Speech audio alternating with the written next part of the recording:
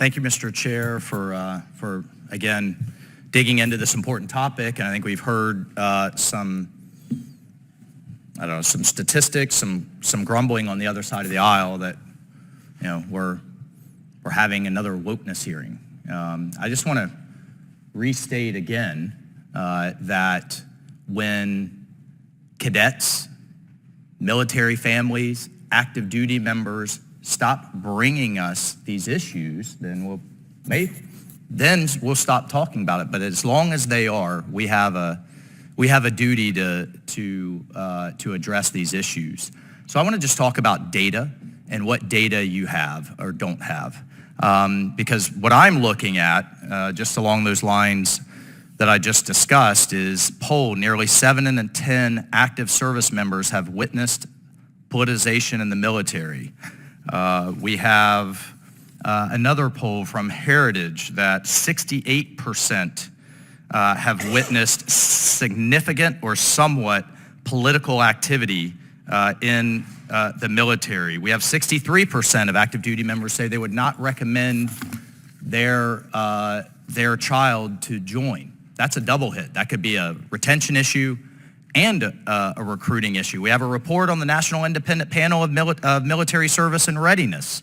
We have the Reagan Institute, where the Secretary of Defense and Chairman just spoke. Perceived politicization drives declining confidence in the military. The top response is military leadership becoming overly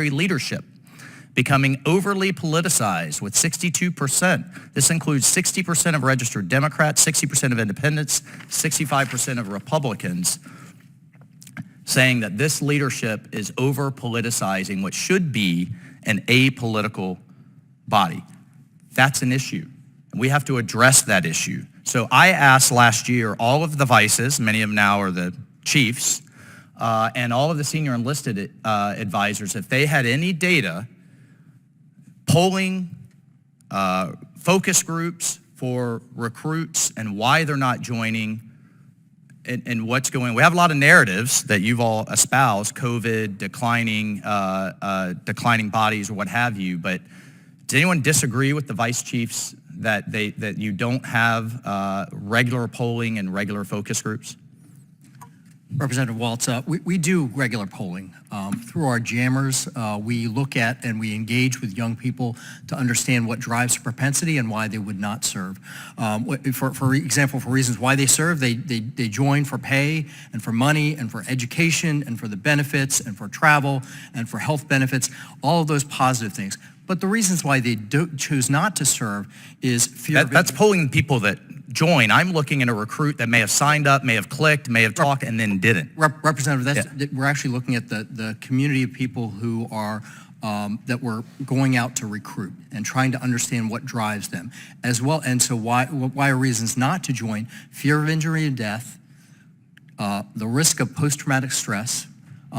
Is that what date is this poll? Because all your vice chiefs, now chiefs, said we don't do it. And now I've got think tanks that are doing it. So Chairman, Representative Waltz, I'd be happy to come and brief you on this research. It's research that we do annually and continuously in geographic markets. But why is the military leadership unaware of it? Why can't they speak to it, including the senior enlisted advisors? Representative, I will take that on. That should be my responsibility. Okay, so let me ask you this, just in the little bit of time I have remaining. I don't mean to cut you off. Why do we have, with the Army in a recruiting crisis, 50-year low, what data drove the calling, which was a cartoon of a young lady with two moms that basically, said, and then she joined. Is there a body of LGBTQ or of service members with LGBTQ parents that we were targeting? And if so, what was that target audience and how many then joined?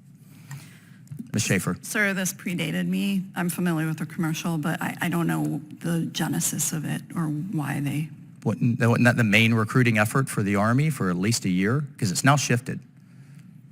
The calling was before me. Congressman, if I could jump in on this. Sure. 2 years, 2022 and 2021 of Gallup polling nationally shows that 20% of young Americans under 25 consider themselves part of the LGBTQ community. That's exactly the market that we're looking How to do you recruit from. collect then? I mean, Air Force or Army, do you know how much of the Air Force or how much of the Army identifies as LGBTQ? What percentage? I'll take that for the record. So you don't know?